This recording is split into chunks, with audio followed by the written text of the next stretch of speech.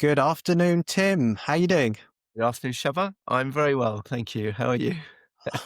I'm okay. You're chuckling away. I'm laughing because this is our second edit, and I've already said that I've got a bit of a croaky voice and a cold. Yeah. You're going to soldier through for us today. Oh, you know me. My energy will get going as soon as we start As talking soon as we about this start stuff. talking, Yeah, as soon as we start talking money and definitely. life, Tim comes alive. Yeah. Well, today I think we're going to dive into the topic of spending, and this might be a two-part series or maybe a three-part, depending on what we get into. But off the back of a conversation that Stephen Bartlett had with Morgan Housel, who has sold millions and millions of books on the psychology of money, and now he has a new book called The Art of Spending. This felt like it was quite a good way to bring up the topic of spending, which I find quite fascinating. And even just before we recorded this, I came off a call with a client who has a whole host of issues financially at the moment, but amidst all of the financial uncertainty, the confusion, and the, let's say, messiness, at the root of it is an overspending problem which has caused massive effects over several years. And so I think that we need to give this topic a real deep dive, as we do as we do most of our topics, but this one in particular, because there seems to be so many different strands to this topic of spending that, yeah, I want to dive in. Spending. Let's do it. Yeah, before we started recording, we were mapping out all the different areas that people might be interested in with spending and things that come up in your work and in my work. And we were talking about overspending, underspending, people who find it very hard to spend on themselves, even if they have money. You were wondering, are there spenders and savers, or spenders who never save and savers who never spend?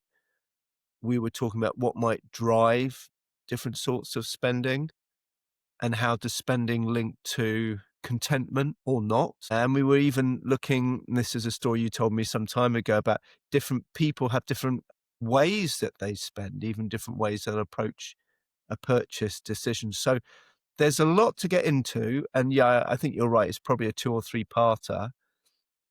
And then this strange coincidence that you had this quite powerful conversation with someone just before we recorded. So we thought, well, we'll just dive into that. So they have many challenges, problems, which boil back in your view or their view, I'm not sure, to overspending. So do you want to say a bit about the parameters? Obviously, you don't want to Yeah, share so details, but yeah, so essentially, I mean, the situation is someone's got themselves into a bit of a pickle, shall we say. Lots of assets in the background, been very, let's say, good with accumulating assets. So, properties, some stocks and shares, ISAs, and various other investments along the way. But what's been happening is that they've historically been drawing too much money out of their business, not repaying it, building up a sort of a tax liability, which is sort of caught up with them. But this has all been done in order to fund a lifestyle that they are accustomed to. And perhaps, when the business hasn't been doing so well, they've still continued to maintain that lifestyle, etc.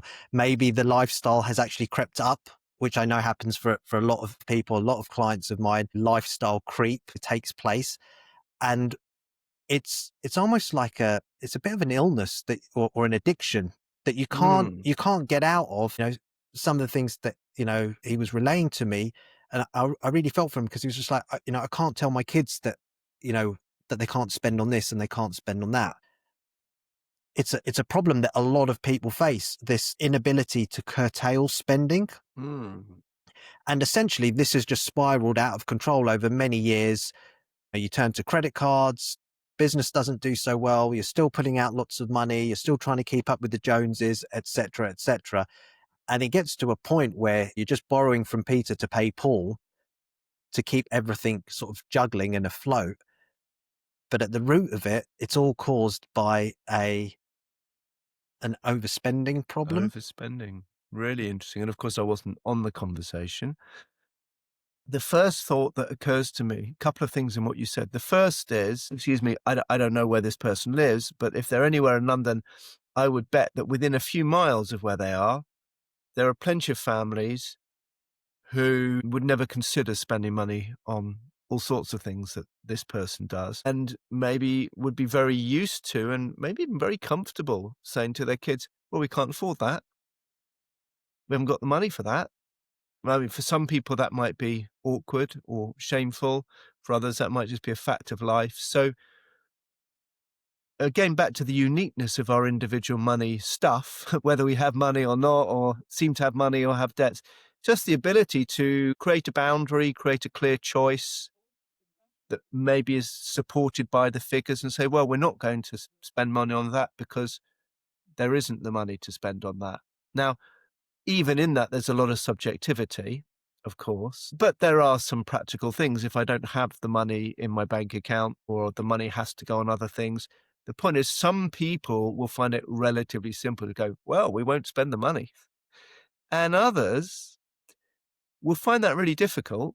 And this is what I think leads to what you call a more addictive or an overspending pattern, where it will be easier for them in the short term to access money through credit or taking money out of their business or other ways that might lead into trouble and keep spending, because somehow the harder thing for them to do is either just stop spending or be seen by others to not have as much stuff, or have to tell people in their lives, well, we're not going to spend money on that because we don't have as much money now as we did. So already we're into kind of reality, numbers, shame, comparison, all sorts of things. Let me pause there, see how you respond. And I think we can dive into all of these things potentially.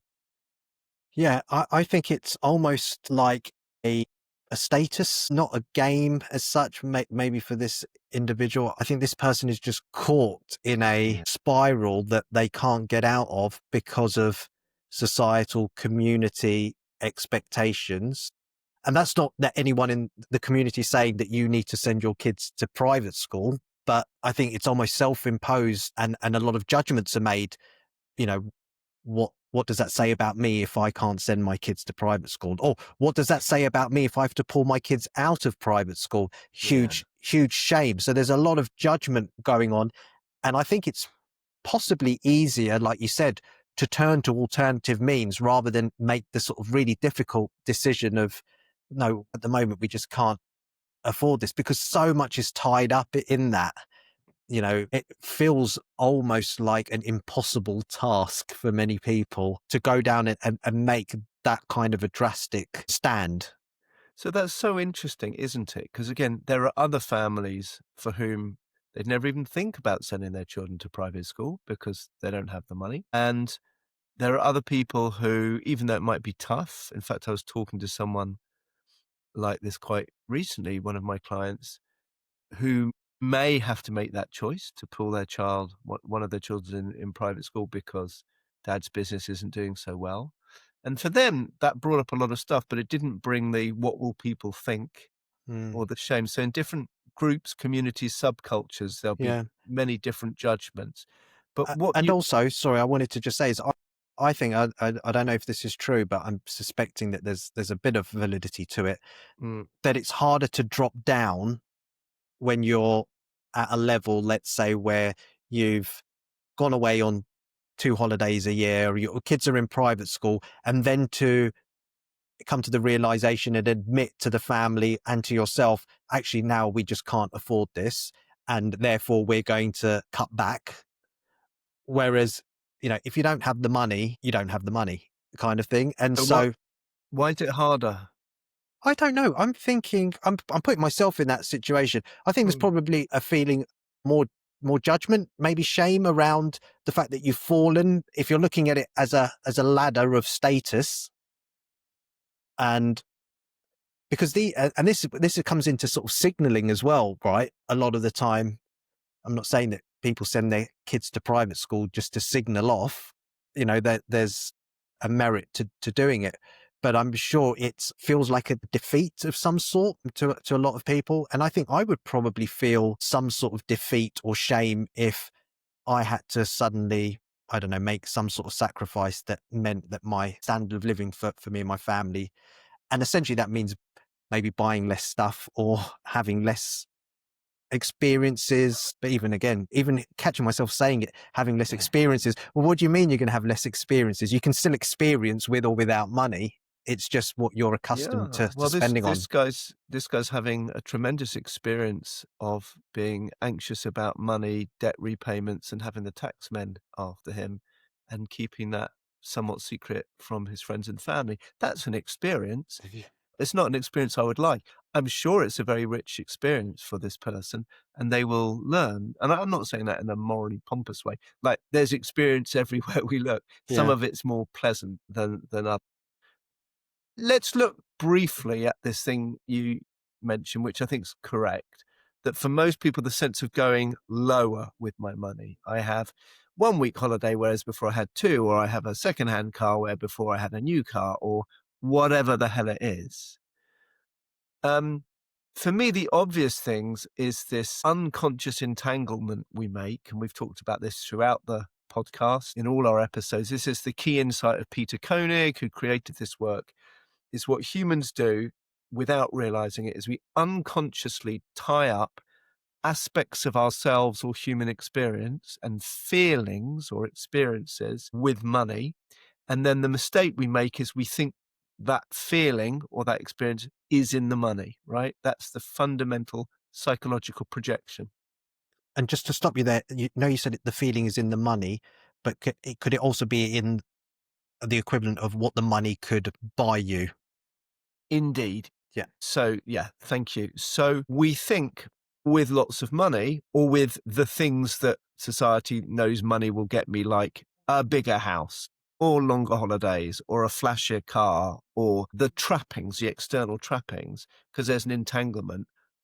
We think, and we're surrounded by a society and a media and social media that reinforces this crazy idea, but we think with those things, they're a sign of success, status, that we're doing well in life, all of these things, right? Yeah. So simply put, psychologically, it's very common we make a psychological projection onto certain material things that cost money or money itself. And we think, well, if we have those, it shows I'm successful, I'm a big, tough man, whatever that means. I'm fulfilled. I'm Clever. accomplished. My life, all of these things, right? And it's a terrible, terrible trap for all sorts of reasons. One is, even if we don't go into debt, we might lock ourselves into an entire life where we're chasing bigger and bigger salaries and utterly miserable with what we're doing, right? So even if we never go into debt or our Yeah. spending's under control, if I think my status, my worth, my value, my success, my power, everything I'm looking for is in a number, I might actually do things that don't really make me feel any of those things at all. Whereas maybe making another choice where my number was less and maybe I had fewer holidays and maybe a smaller house and a secondhand car, but I got to do in my life and spend my time on the stuff that really makes me feel good and happy and fulfilled, we can absolutely argue that is a more successful, Mm. powerful person. Okay, that's the whole argument, not about spending, but that's the mechanism we're talking about. In this case, I think we are talking about this idea of kind of comparison, or at least as a first step. I think later on, either today or in a future episode around spending, we'll talk about what's the difference between really healthy, heart-centered spending and spending for appearances, right? I think we'll Mm. get more into that. But many, many people caught up in that projection think, well, my spending, the material things I have and can be seen to have, including maybe the school my kids go to or the holiday pictures that go on Facebook or whatever, somehow those confer on me a sense that I am, again, successful, high status, doing well, etc. Mm. And so if that's true, or to the extent that that's true, and I think it's very common, psychologically what I'm saying is I'm chasing these material objects or these external experiences because I believe somehow in the eyes of the world reflected back at me, it will mean I'm successful or doing well or accomplished. What I'm actually saying is right now, deep down, I don't feel any of those things. Okay. And if I don't feel any of those things, and I think the proof of getting those things or getting to feel those things are in all of these material objects, then one thing I'm likely to do if I have money or access to money is I will use my money to buy all of those things. Now, I'll pause in a second. Just to be clear, that doesn't mean any of those things in themselves are bad. Someone might very consciously, deliberately, with great love and awareness, send their children to a particular school or go on certain sorts of holidays, or if they love cars, they might buy cars.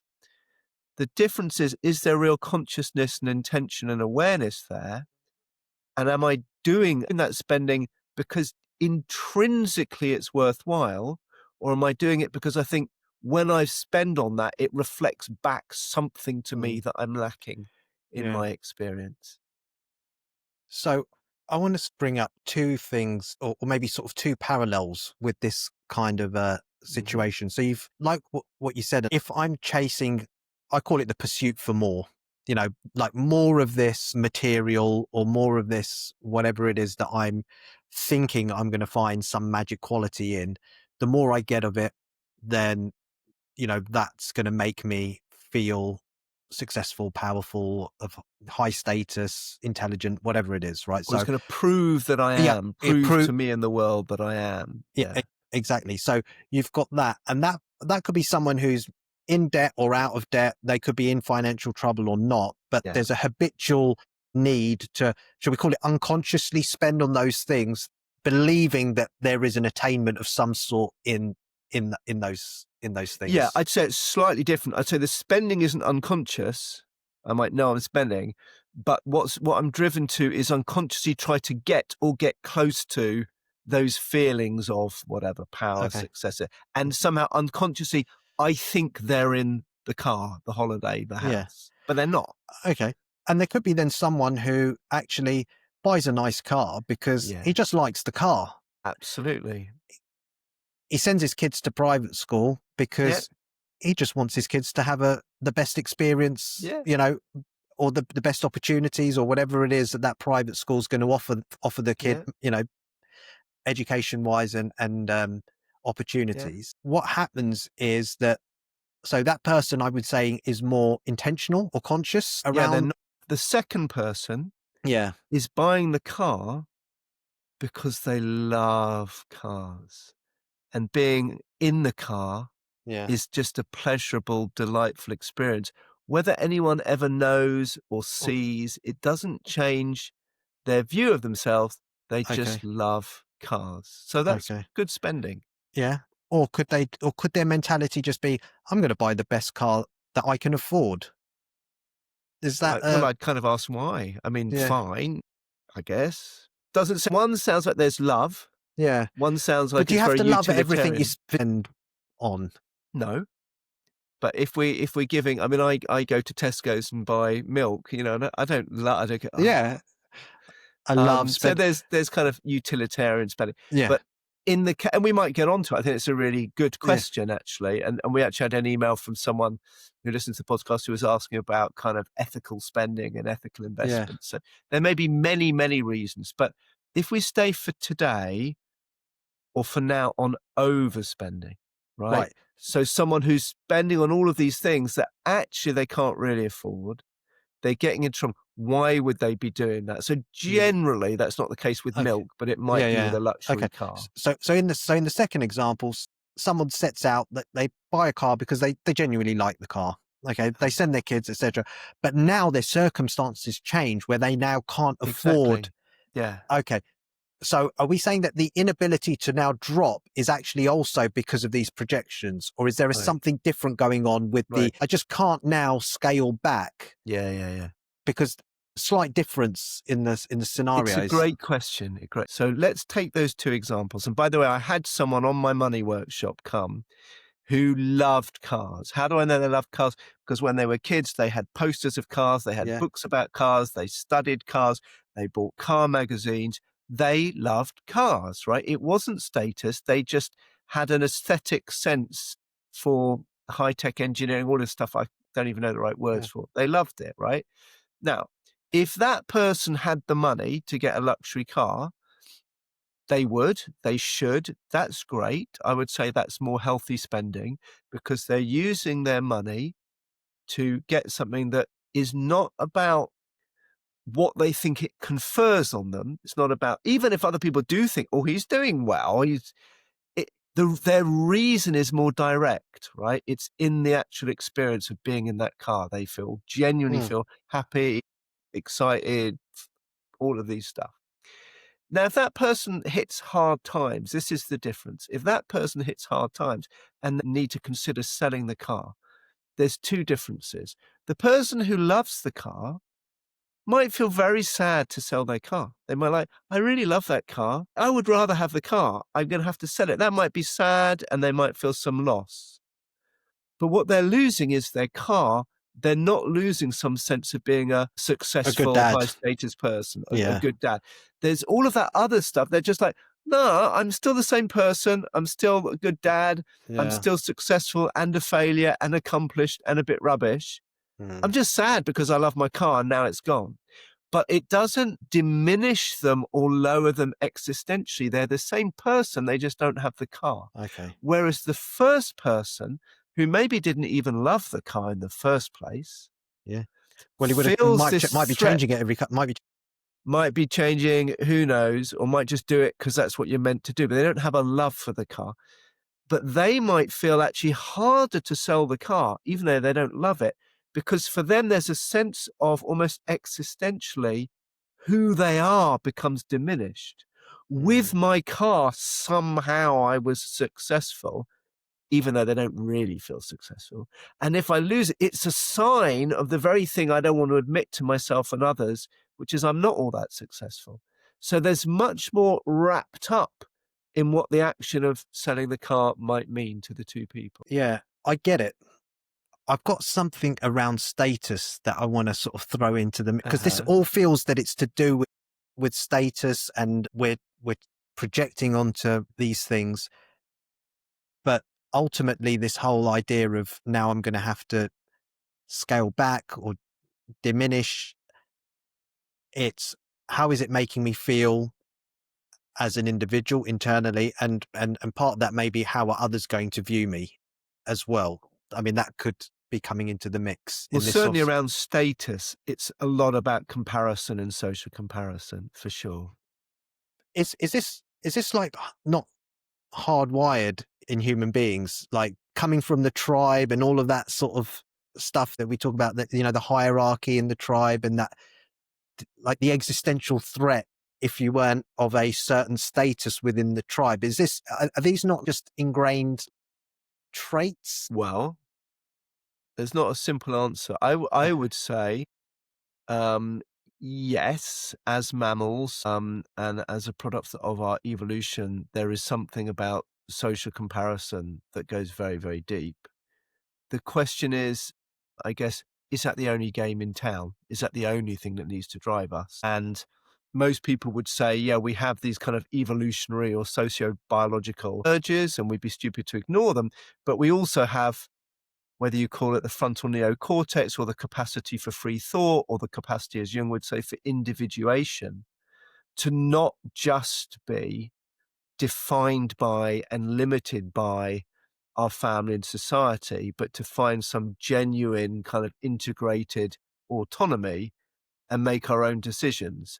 Mm, Most people don't individuate, but anyone who's interested in personal growth and development, one way of describing that is to find out who I really am and what I really care about and what my values are, and know that that's fundamentally good and decent, regardless of what others might think. And mm. all the truly great leaders and figures in history have found a way to still be in relationship to their society, but to be criticized, be judged, have other people misunderstand them. So I would say it's a yes, and we Yeah. are influenced by the search for kind of belonging and status.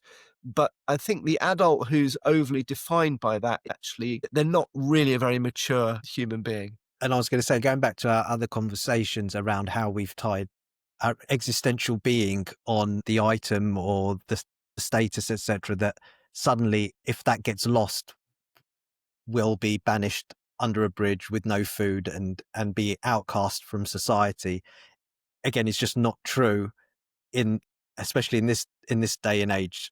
Whereas maybe in when we're looking back historically, like that may happen in the tribe when we operated as a full-on tribe with a It hierarchy. might have done, or we might Yeah, have become a shaman or a bard or a poet and just been a bit weird and unusual yeah. and found our Well, role. So we it could don't be know.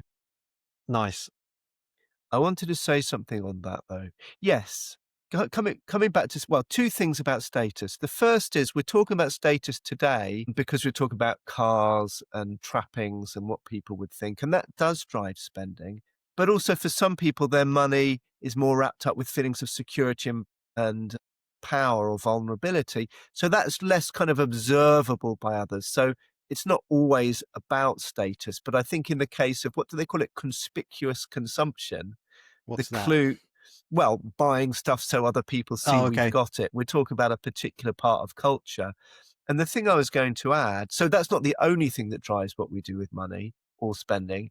But if we're overspending on stuff that doesn't genuinely provide us joy or meaning or fulfillment, it feels a bit hollow, but not doing it makes us feel somehow lesser than, then there's probably a big sort of status comparison component in there.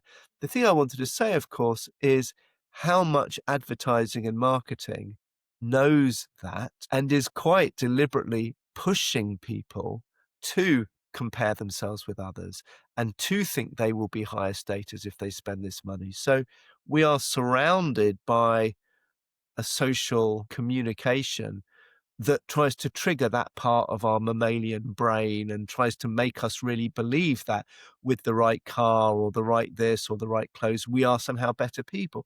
I mean, it's complete nonsense, but it's a very strong message. Something just came up when you said the word overspending for me, which was like the judgment about overspending as being not good.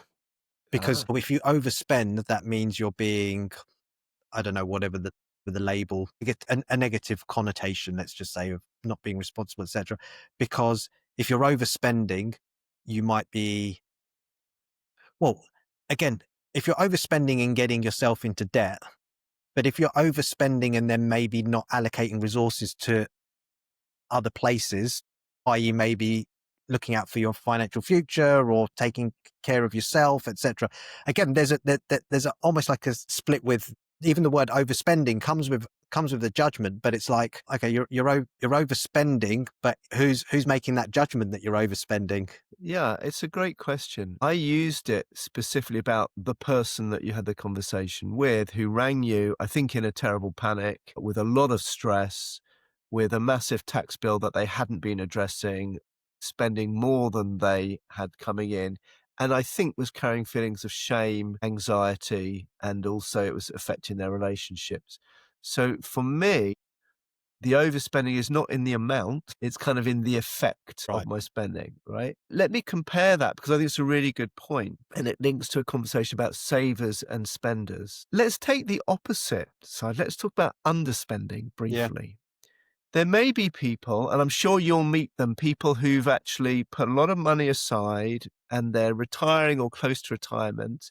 And every rational analysis of people like you with all your clever algorithms and projects says, you're going to be fine. You can live a really good life. Well done, you. Yeah. You've Go put your spend. saving, Go spend. go spend, usually because you're really going to be okay. It's going to Yeah. be okay. You've put it away. You've got your security. And I know because they come on my workshops, lots of those people find it really hard to go and spend money, don't they? Yeah. Right? So that would be an example of, I don't want to say over under, but some people find it very difficult to spend money, even when the money is available. There's no particular downside, and there may be things that could enrich their lives Yeah. greatly, right? I was just going to add, I don't have an issue with the underspending or not spending your money if it's not causing you any anxiety Right. or grief. But I've got clients who, they're okay. Like you said, the spreadsheets, the forecasting tools and all of that says that you're not going to run out of money. You can comfortably spend X amount every month, but there's a fear and a resistance to spend. Yes. which in itself, the fear and the resistance to spend is psychologically problematic. Yeah. But as an extension of that, it's when they're depriving themselves of things that would actually enrich their life. Yeah. That's when I feel it becomes even more problematic, because now it's, well, you're actually, Yeah. you're denying yourself the opportunity to do things or buy things that would actually bring you joy. Yeah. And that's quite sad for me. Well, so there's two things there, right? One is, despite all my savings and, I've got lots of money saving and available, I'm still living with fear and anxiety Yeah. because I'm still worried about it running out, even if 10 financial advisors tell me not. So actually, my experience, no matter what I think the money represents my safety, my security, my comfort, but my actual experience in the moment is I'm living with anxiety and fear. Well, that ain't great. And then I'm also depriving myself more or less of fun or things I always wanted to do. Now, that's a good example of someone who has loads of money, but is still quite impoverished in their life. So again, we don't want to call it over underspending, but there might be patterns where I find it very, very difficult to spend and I need to dig around and find out. And others where I feel driven to spend, but not on stuff that really fulfills me or delights me. And I find it very hard to stop spending even when I need to. Mm. I want to give one more example of spending, and then maybe we close today by looking at what I call money centered spending and life centered spending, right? The other example is this. Someone has access to some money. Maybe they have lots, maybe they don't have much, but they have some.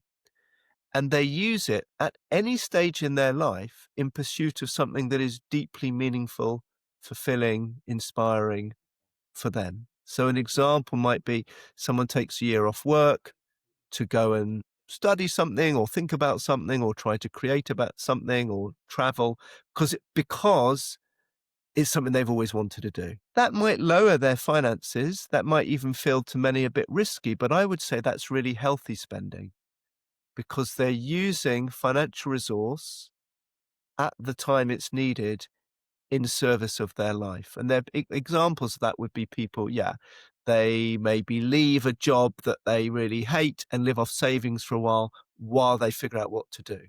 Or they invest in themselves starting a new project or retraining. Or simply they dive now into their pension pot to go and do or create or build or buy something that they really know they would love to do. All of that, no matter what their financial advisor has to say, I would say is kind of healthy or conscious spending. To Mm. use money now in service of things that now really bring me more life, vitality, Mm. aliveness. That I would call broadly life-centered spending. No matter what stage of life, if I'm using the money I have in service of something that really is not about what other people think, it's Yeah. not about some future thing or what I think it means about all of those are kind of complicated proxies. It's right now, this fills my life with more of what I really genuinely want as an experience. Money centered spending, I would contrast, is I spend the money because I think spending the money or the thing I get, it's not directly fulfilling, meaningful, beautiful, enjoyable, but I think it means something about me that other people will see or I get to tell myself. So it's about spending the money, not actually having the immediate experience. And I think many of us do that. And I Mm. think a lot of unhappy spending is driven by this money centered. If people know I've spent this much or I can spend this much, they will think this of me or it will mean this about me. But Yeah. it's not about whether I love the actual experience. Yeah. And I just want to highlight something. And I really love that whole idea of spending money in service of what's important to me or what brings me life or vitality or energy, now in the moment, as opposed to waiting for, I'll do that in 5 years' time because I'm scared of the number going down or whatever the talk is. But just what you were just saying around money centered spending, I think it's not actually like binary. I think they can be merged together. Um, and I'm going to just give an example. So, what I would consider for my standard of living, an expensive trip to the Canadian Rockies with my family. I feel that there was elements of both the life centered and the money centered spending involved in that trip, because Mhm. so there was an internal desire to want to go and see the Canadian Rockies and give my kids that experience, because I like mountains and lakes, and So I've, that was an intrinsic driver. That was more life-centered, it like was. yeah. But there was also an element of, well, I get to tell people that I'm going to the Canadian Yeah, Rockies. sure, Dinner conversation, like, where did you go for? Well, we went on to the Canadian Rockies, right? So there was an element sure. of both in there. Yeah, but it wasn't the reason. You didn't do it No, I didn't because do it because it was going to be like, great, you can show off that yeah, you've spent X thousands of pounds going yeah. to the Canadian Rockies. But I do feel like that there is an element of that money. There was a feeling and a projection on to the holiday for me around, this makes me XYZ. I think that's just important to flag up. Mm, But at the same mm, time, it was a it was a real life centered decision as mm, well. So I think you mm. can have. I think Well, one way of saying that is back to your point earlier. You've got your mammalian tribal brain and you've got something deeper, yeah, right? And the mammalian tribal part quite likes the idea that other people will find out where you've gone on holiday and yeah, they'll be a little bit impressed, or maybe they won't, they because most won't. people don't think about it all that much, but they might be. And you like that. Yeah, That's fine, right? We don't get yeah, away from that, or at least until we're enlightened.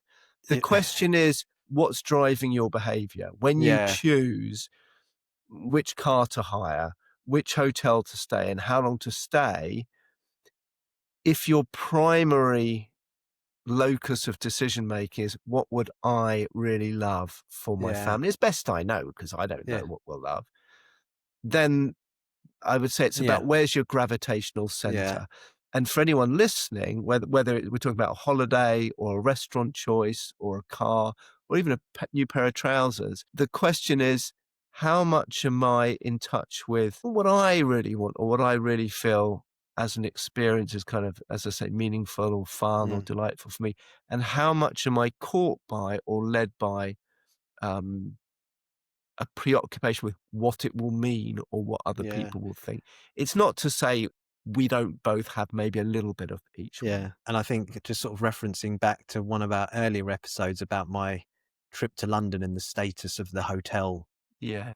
that rings sort of quite true. And I think, actually, do you know, I might probably come quite a long way since that earlier conversation where a lot was tied up in the type of hotel and what that said about me and status, etc. Yeah. And that definitely wasn't coming from a life-centered money spending decision. Right.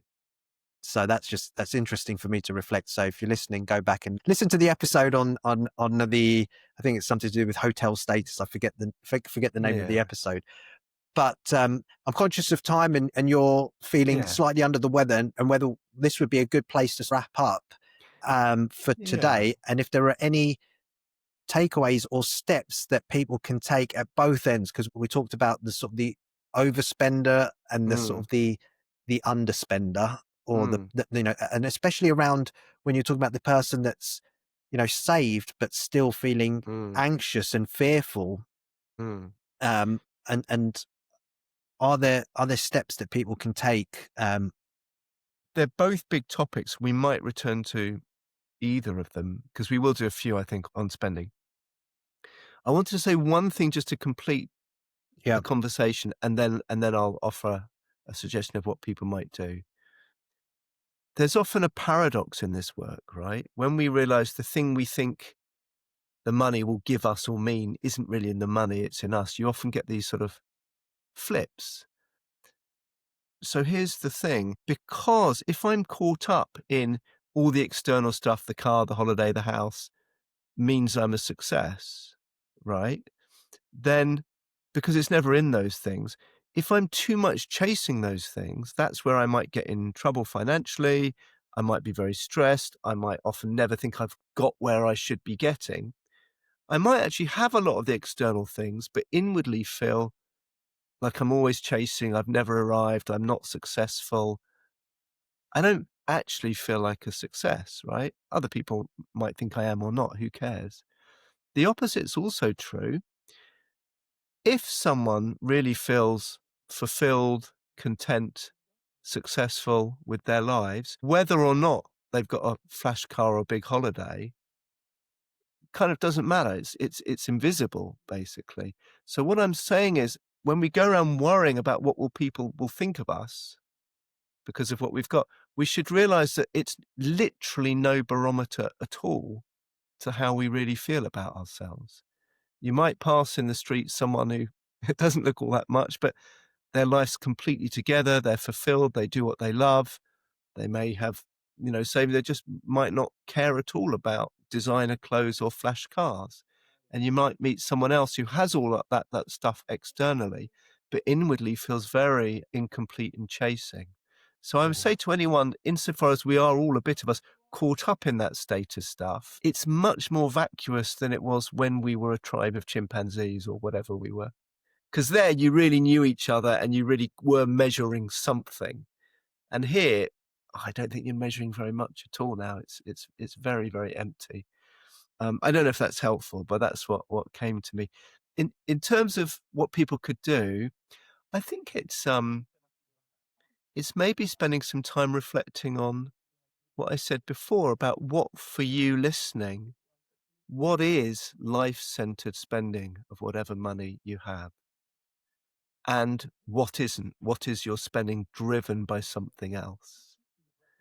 And if you're someone who recognizes, actually, I save and I find it very hard to spend, then maybe consider what is something you really have always loved or dreamed about, or brings you joy or satisfaction. Why don't you experiment by spending a little bit of money in that direction?